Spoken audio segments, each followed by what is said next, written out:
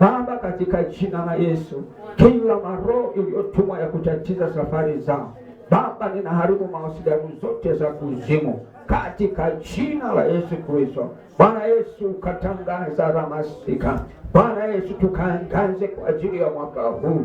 Bwana Yesu, mahali wanapoenda wakaangaze. Bwana Yesu, wanapoenda wakapate kibali. Wale hawana pesa wanasema kwamba watafanya nini? Bwana, ukafungue milango ya fedha na dhahabu, ilisema ni zako. Hakuna siku ambayo Bwana umesema uongo. Ndio Mungu wangu wa rehema, mchana wa leo tuko miguuni mwako Baba, tukikuinua kwa ajili ya roho za watu wako ambao Mungu wamechoka. Bwana Yesu, kainua alimenta Baba, mkono wako wa rehema, mkono wako wa ushindi, mkono wako wa amani. Tazama Mungu wangu, wana wa Israeli walikaa Babeli miaka mingi Baba, na wakati ilifika miaka yao, ulimtuma nabii akatabiri, Mungu wa rehema, kwamba miaka 70 ya utumwa imeisha. Na niposa asubuhi ya leo Bwana, mitanduri mikaya Baba, nintapini vashaini pale walori maikea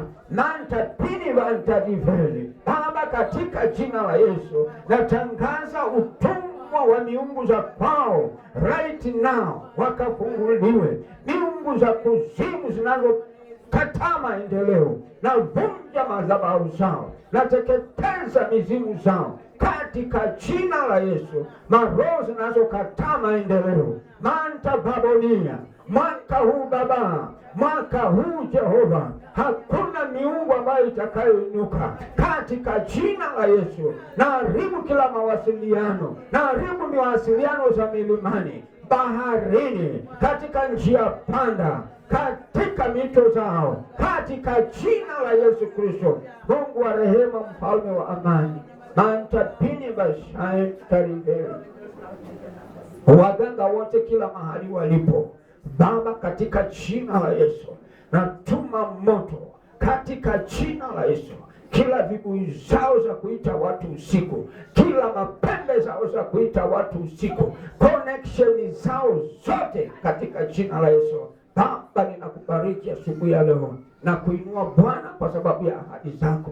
Mungu wa rehema, kuna wale wanatafuta watoto. Bwana wa rehema, wewe ni Mungu unayenena, wewe ni Mungu unayesema, wewe ni Mungu wa ajabu. Vile ulisema mwaka kama huu utarima ikadabel Baba, katika jina la Yesu na wachilia upepo wa maisha ya watu wako. Ninakuinua na ninakubariki, ni katika jina la Yesu tunaomba na hata kuamini.